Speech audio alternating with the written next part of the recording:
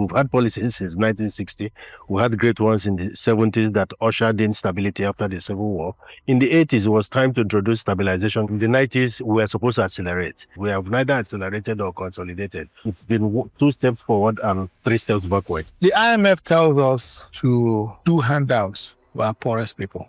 But they don't do it. That's charity. You can only give charity when you have it. We should produce first, then charity later. They know that they're giving us bad advice because charity first never leads to production. It seems heartless, but it was the fact that the rich people paid so much that the telecoms industry developed. They made money, they expanded their capacity, they made money, they expanded their capacity, and finally, drivers have 2 phones now because the SIMs are free.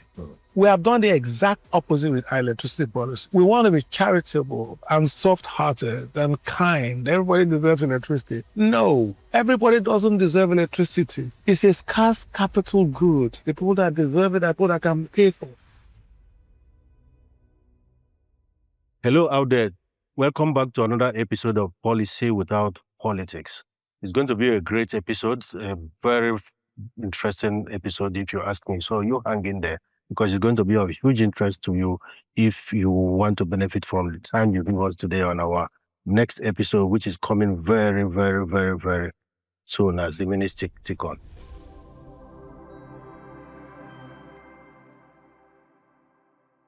My name is Dr. Ken Onyali, and I'm going to introduce my co-host, who is always here with me on set, Mustafa Chike Obi, MCO. Mustafa, how are you?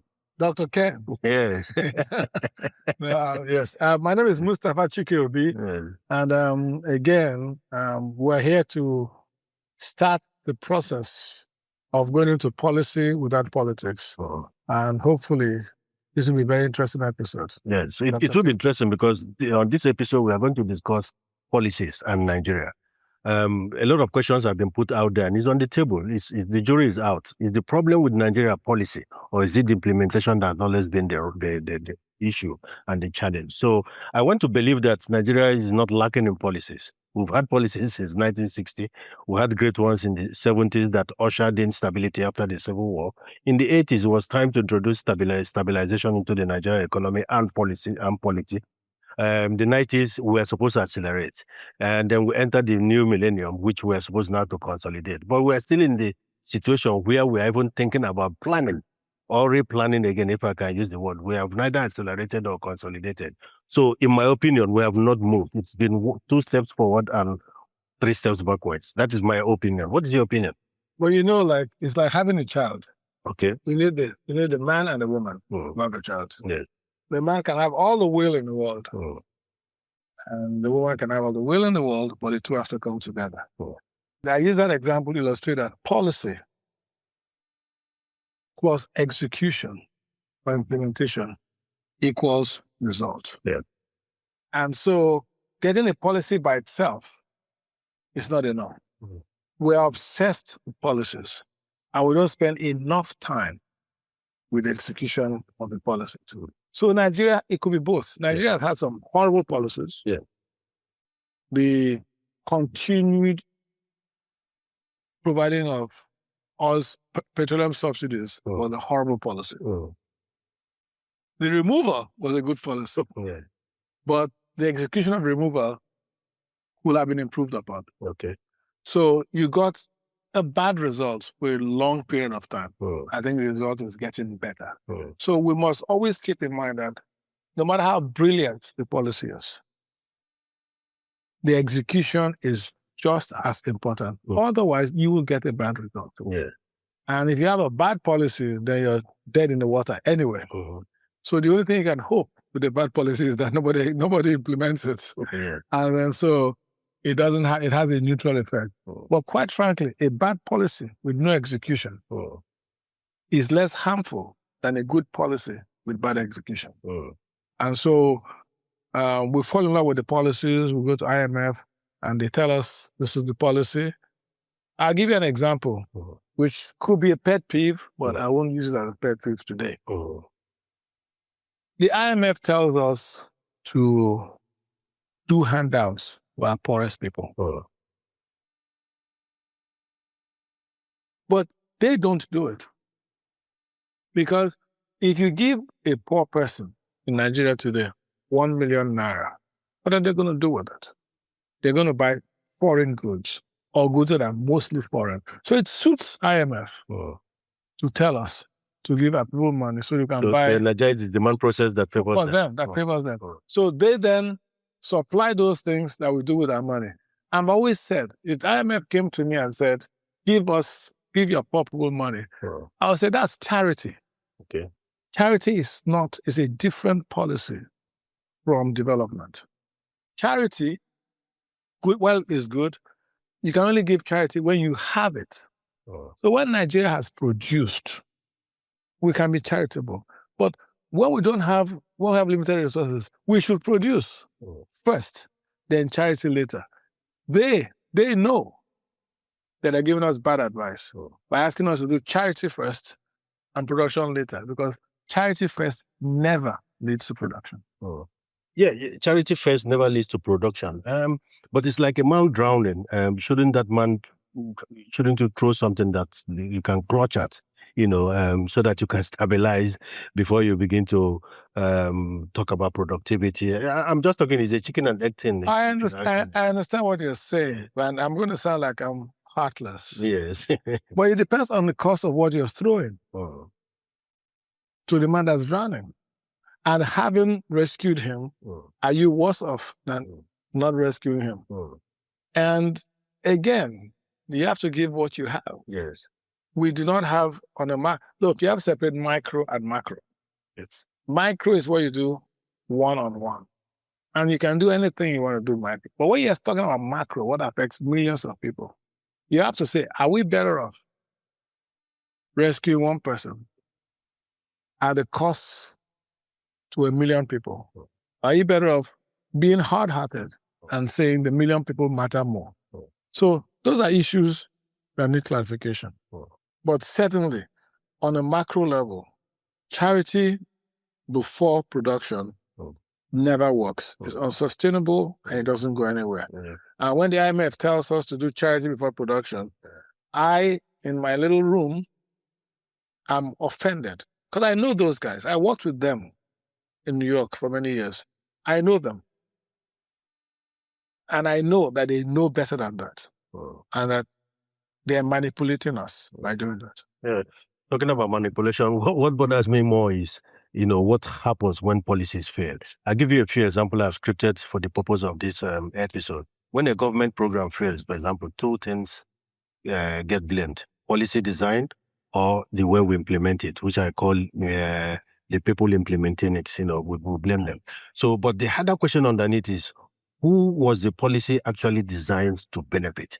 We don't quite put a lot of attention on that, because if there's clarity around that, who it was, designed for, maybe the chances of failure would have reduced. So a policy that consistently benefits the wrong people across multiple administrations, because not today we started, like they say, well, not today, rain begin beat us. So policy that, consistently benefits the wrong people across multiple administrations is not failing at implementation. Rather, it is succeeding at something else. Well, there's a lot to unbundle there. Well, let us take a very successful policy. That was the telecoms revolution in Nigeria. Yeah. When they started with their phones, a SIM cost 150,000 naira. Yeah, I remember those days. And very few people could afford it. Yeah. It seemed heartless. It seems heartless.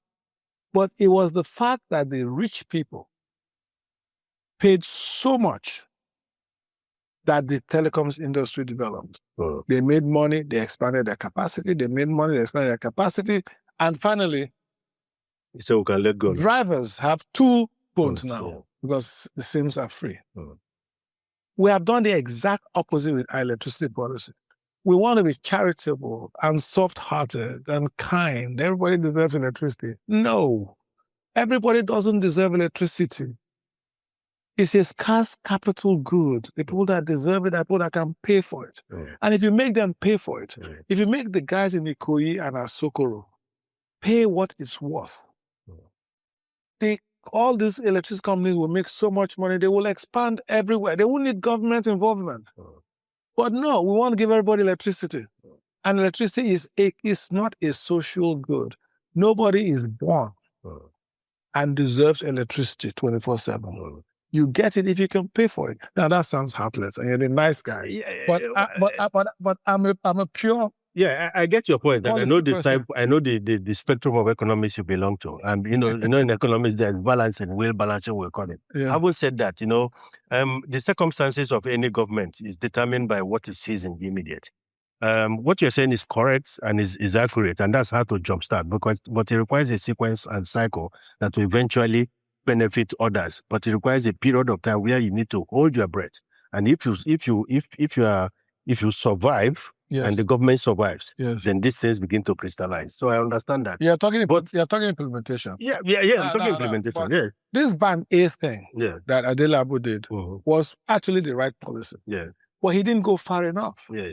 So if you say but it requires a will to do that. And you have to live by example. Exactly. So I think that's where that policy, the implementation. But the policy was correct. Yes. But he didn't go far enough. If you have an Iroko tree blocking something important, and you say, I need to cut down this Iroko tree. Yeah.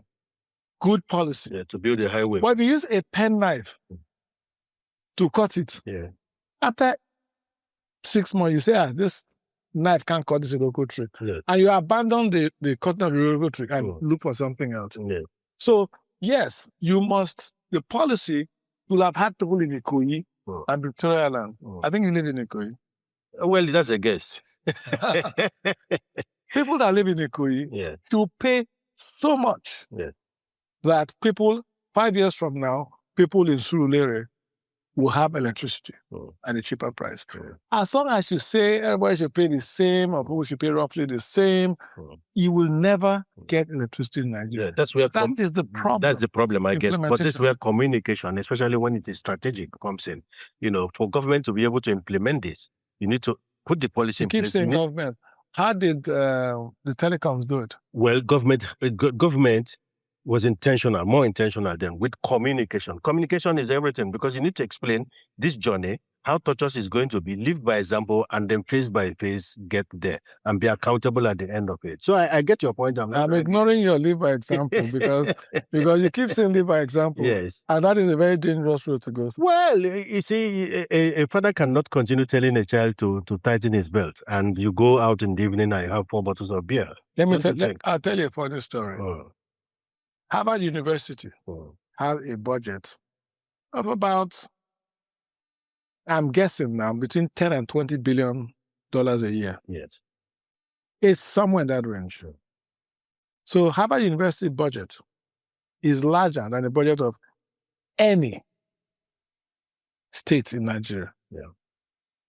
If you go to Harvard University, and I have, you will see the president of Harvard University, who controls this budget, walking around the campus without any security, without any sirens, without any entourage. He walks by himself. He walks to his office, he work. But he has a budget, bigger than the budget of any state governor in Nigeria. You see our state governors, 60-car convoy, entourage. They go to London, governor. So when you say live by example, this is what you're talking about. You tell people to tighten their belts, but you live like a king. Yeah. And so they don't get it. So that's where the contradiction comes. Where the contradiction comes. That's also part of implementation. Okay. Once you determine the cost of implementation, you, the leader, has to bear some of it. And we don't do that enough. But you're getting in trouble. No, I'm not getting in trouble. And by the way, what I've tried to describe is something that has happened over the years. It's not the last 5 years or the last 3 years. And that takes me to policy and design failures. Because this is Nigeria. We know that the issue is not policy. It is either the way the design is defective or the way it's been implemented is ineffective. Let me take an example. National Health Insurance was established in 1999. But 26 years after, only just 13% of Nigerians are enrolled. So the policy existed on paper, as it were. Yes. So we could have done a lot better with national health. So a health insurance scheme without accessible healthcare facility is a form without a function. That's what I'm saying. But let me give you even more example. Apologies to anybody this may offend, but it's true. When Goodluck Jonathan was president, his wife had an emergency and was taken to the hospital. in Abuja. That's as much as I know. He went to see her there, and he was appalled by the conditions. And miraculously, the national president in Abuja got better. I think this health thing I'm talking about, no minister should be allowed to have health care abroad. Yeah. Because the day should be a condition for appointment. For appointment. If you don't like it, you don't take it. Don't take it. Yeah. The day the minister goes to a hospital in Lagos and sees what's there, he will improve that hospital. Part of the biggest decline in our schools in Nigeria is that people are taking their children abroad. If their children had to stay locally and they went to visit their children, I went to King's College. When I went to King's College, Lagos, recently, and I went into one of the dormitories, Hyde Johnson to be particular, I wept. It was not the place that we were, that I went to school. The rooms were crowded, everything was crowded, the hygiene was questionable. And so, if you go and visit your child there, you will fix it. If you have the power to fix it. So when the policies when you make a policy, education policy, health policy, but you can apply your children to India or Dubai, or whatever it is, for medical treatment, then it's not going to improve. It's not going to work because you're outside the system. So when you talk about personal responsibility, part of implementation of policies personal responsibility is that all the costs should be felt by everybody so that all the benefits are felt by everyone. Yes. Yeah, I agree with you. I think we're in line with that because, social investment programs, including whether it is hostels or school feeding, if it was followed and applied in the way you've applied, we probably would have had a better journey so far. I can tell you if the president's child or the minister's child was in one of those schools, you'll be shocked at how quickly the school will improve. You'll be shocked. The school will improve. Yeah. So we have to make sure, anyway, long and short, if I may summarize, is that long and short is that the program or programs, disbursement infrastructure worked when we are all involved in it, both in the cost and in the benefit. Yes. So I agree with you.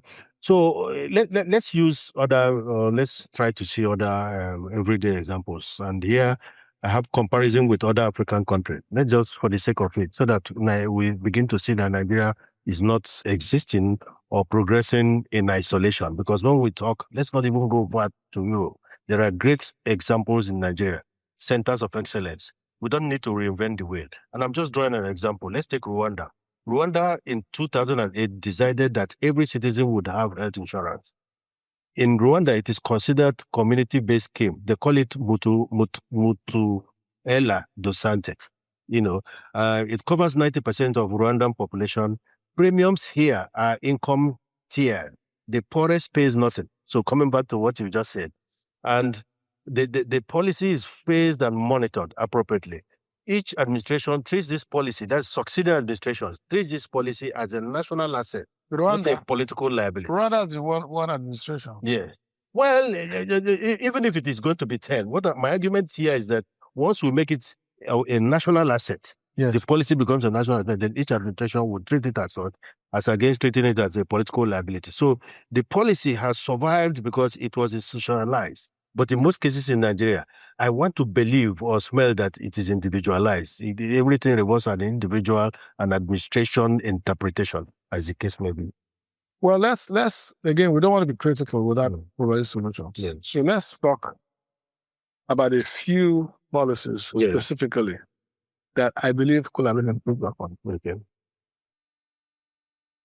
I'll start with the most definitive one. President Tinubu saying fuel subsidy is gone. Yeah. Great policy. Great statement. I endorse it 100%. However, you should have phased it out over 3 years. A woman wants to have a child, she can have a child immediately. Takes her 9 months on average. So there's no rush to do a good thing. And having a child is a wonderful thing. But God made it that there's time. God's patience. space it. So if you have said, we'll remove it 40% the first year, 20% the second year, 30% the next year, we'll have had less inflation, less hardship, less upheaval. And by now, the result will be what he wanted. So that's a case where I think implementation failed policy. Oh. There are other examples we can give. And I want to give some examples where there was no policy. Look at education. 80% of our top graduates go abroad. Oh. And of that 80%, only 10% come back. We're educating people for the Western world. Everybody comes and says, let's throw more money at education. No.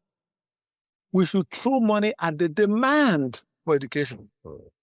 When somebody leaves school, there should be a demand for them here. There should be a job that they can go to. Oh. So we fashion it along those lines. So it's not The policy that the policy, it should be on the demand side. Oh.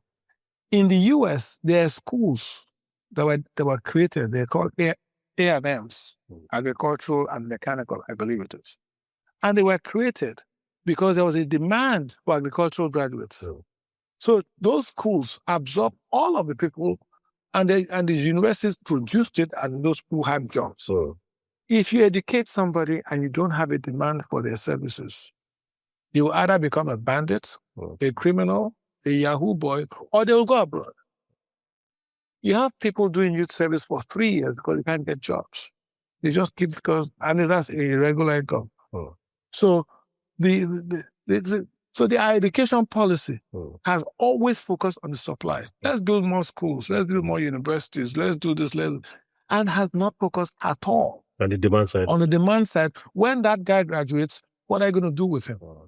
The good thing is that it doesn't. No matter the administration, for example, this one has opportunity to reverse that, isn't it? Even if you don't reverse, you can slow that and pivot into a different direction when the opportunity comes. So it's not difficult, but not life-threatening, isn't it? But let me tell you, it's life-threatening because 90% of medical graduates go abroad and they don't come back. So you spend money graduating them, and then they go abroad, and they do very well abroad. Yeah. So what government should, instead of saying we will give student loans, they should be giving employers incentives to employ people. If you say to banks are okay, but you say to manufacturers, if you hire a graduate from University of Ibadan, 2-1, we'll pay salary for 3 years. You'll be amazed at how many people will start going to study whatever it's in agriculture, engineering, in those schools. So we need to look at the demand side and give incentives to the employers so that people want to. When we went to school, you're a little bit younger. Yeah. When you have a 2-1, you are almost guaranteed a government job. Yeah. Almost. Yeah. You were even interviewed that either your final year or at youth service. So again, I'm making suggestions. Let us look at the demand side of graduates, not just focus on the supply side. Okay. That's fantastic, MCO. Again, I like to look at what other countries are doing, and I'm still going to, take us back a little bit into health insurance. Let's take Ghana, for example. And I want you to expand on this if you will. Ghana introduced national health insurance in 2003. By 2025, that's 55% of Ghanaians were enrolled already. This is a modest figure, but 8 times Nigeria coverage, despite Ghana having a fraction of Nigeria's oil revenue. So you can see purpose. So my emphasis here is more on purpose than policy for the sake of it. The difference is sustained political commitment to implementation across the administration. I'm not saying we don't have that now, but maybe that is where emphasis should be on. Yes, I think, again, like we said earlier, a good policy doesn't give you a good result unless you have the implementation. And all the things you're pointing out are various stages of implementation. The biggest is the political will to do it. Just say, we're going to do this. But tell people, communication is your expertise. This is what you will experience. Yeah. Stage one, like, if you're going in for cancer treatment, and believe me, Nigerian economy is close to being cancer, and you want to treat the cancer, you tell the person, we will give you radioactive treatment. Depending on the diagnosis. Oh, And the yes. stages that so diagnosed. Whatever we're going to give you, but it will cause you great discomfort. You will lose your hair. You will lose weight. You know the consequence, but they tell you 6 weeks from now, you will start feeling better. 6 months from now, you'll be able to do certain things. So the communication should be clear. Yeah. But even when we do it properly, the leaders don't want to sacrifice. There's going to be sacrifices involved along the way. And I'm just saying that there are specific policies. Again, we'll go through them one at a time. So Nigeria's problem is not, in my opinion, lack of policy. I think we have policies for almost everything. We fail in the commitment of the policymaker to actually commit to the policy, implement it, and make the sacrifices required personally and collectively to make it happen. I agree with you, MCO. I can't emphasize enough. Communication is everything, because what you don't explain, what you don't communicate properly and strategically, you cannot implement. And when you implement, you may not be properly understood. And therefore, the effect and end game becomes a problem for all and sundry. Now, good policy requires 3 major things put together. The first one is a correct diagnosis of the problem, which we have said. Yes. The second one is an intervention that matches the diagnosis, which is just explained in your last, you put in your last explanation. And the third one is an institution with both capacity and incentive to deliver. So one thing is to have capacity. The other one is to have the incentive to deliver. In Nigeria, we have institutions that have capacity, but the question is that do they have the incentives to deliver? And you kind of mentioned that, but I thought I should bring those things clear on the table. But Nigeria routinely had one all the time. What do I mean is occasionally Nigeria have one, but occasionally we have 2 of those 3, and almost never in some cases. So until 3 are present together, the designs versus implementation would be at variance. Do you agree with me? Yes, but I make it 2. I make design and I make implementation. Okay. You've broken implementation into 2 different stages. But implementation for me involves commitment. So I break those 2 things down. The policy may be good. Yes. And we have a lot of good policies. Okay, believe me, it's not. I'll give you an example. Let us stabilize the FX. Good policy. Who can argue about it? Well, let's do it immediately. Bad policy. And then now, let's keep it appreciating. I will discuss that in another debate. Because Nigeria's currency is not stable. It's appreciating. It's appreciating at 20% a year, which is devastating for a developing economy. China and America fought for many years. You know what the main issue was? China kept its currency weak. And America kept saying, no, your currency is too weak. Make it stronger. We in Nigeria are foolishly fighting for a strong currency. A strong currency is the enemy of a developing country. Enemy. But we love it. Naira at 1,200. Yay. It's bad for you because it kills your productive industries. You become less competitive against those Oyibo people, and they love it. They love it. So if you don't deal with the issue of consumption and what is tied to in terms of your appetite, yes, this is where this becomes exactly. Yes. So you need to say to yourself, this is what I can afford. Yes. And this is how I can continue to afford it. But every Nigerian has listened to this topic now. Please listen to me carefully. A strong currency is not good for your country in the long run. Stop celebrating it. But anyway, we have to address the issue of safety net. If you have a safety net, at least the one that is to the level that is admissible, then we can begin to deal with a currency that's, What is this? Oh, sorry. Well, safety net is that I'm sick, I should be able to go to healthcare, I should at least afford 2 adequate meals a day. I can send my child to school, public school, and school is adequate. So if we get those safety net in place, then we begin to deal with this. No. That's what I do. Dr. Kek, the safety net is good when you've done everything else. I would say to you, it is better not to be sick by eating the right food, doing the right thing, than to say, let me save my money in case I get sick. No. That's not what I'm saying. Okay. If you're So sick, what is the because at some point you will be sick. So there must... that is not true. It is a natural tendency. No. You see, here's what they say. And my dear sister, wherever she is, she's my sister. She's a cousin of mine, Dr. Okonjo-Iweala. Yeah. We argued about this a lot. He kept talking about safety nets. And I kept saying, well, isn't it better to use that money to make sure that thing you're afraid of doesn't happen?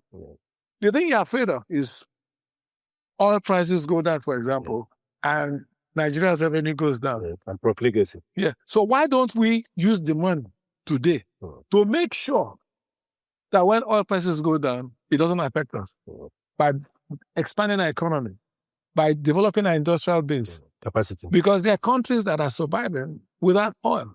So if you're scared of oil going down, let us build industry with the money instead of saving the money. Build capacity. Yeah. So when you talk about safety net, I'm very against safety nets. Well, I'm still for it because we're in a precarious situation that I think the basic things should be in place. So we should try to not be in a precarious situation. Well, we are there already, unfortunately. But our episode we are discussing today is not in a precarious situation. Next week, we are going to come with more specific topics. We are going to come with topics that affects you, affects me, affects government, and affects everybody. But it's not going to be precarious and prescribed. Don't forget my pet peeve. Pet peeve, please. Pet peeve. My pet peeve of the week is this contraption called Coordinating Minister of the Economy. This contraption was contrived again by my sister, Dr. Ngozi Okonjo-Iweala. To coordinate an economy, you need to have control of Ministry of Education, CBN, NMPC, Minister of Works, Minister of Labor. You need to coordinate all those things. It is impossible for anybody but the President of Nigeria to coordinate all those ministers and ministries. The role of President of Nigeria is automatically the coordinating Minister of the Economy. That's part of his job. Having it out and calling the Minister of Finance, who cannot tell CBN what to do, is a contraption, and we must end it. The Minister of Finance is very important, is maybe the most important minister in the government. The title of coordinating Minister of the Economy is completely unnecessary. And what the president should do is coordinate. That's his job. Coordinate the economy. Coordinate security. That's his job. So that's my pet peeve. We need to call a spade, and we need to get rid of this contraption called the Coordinating Minister of the Economy. That's my pet peeve of the week. And on that exciting note, we probably begin to wind down on today's episode. And you've given food for thought. It's something to chew, it's something to ruminate about. And then it is not too late. Policy is there for man and not man for politics. So yes, I'm very sure anybody listening will look at it, consider it, and when the opportunity comes, have a review of the situation. I hope they Thank you very much. I hope they listen. I hope they do. They're listening. They do. It's all for good. Everything we discuss is for good. It's just for us to bring it to the table, to draw attention so that both present and subsequent government will look at policy again, especially as it affects all of us. What we want is the economy to move forward. We want it to not only grow arithmetically, but exponentially, because we are lagging behind on many parameters. This is a very good one. I'm very sure that next week will bring you something far more interesting. Not that this is not interesting, but more intriguing and more interesting. You remain the reasonable and uncontroversial co-host. Thank you very much. That's the way Balatila had come in. Thank you very much. I'll see you next week.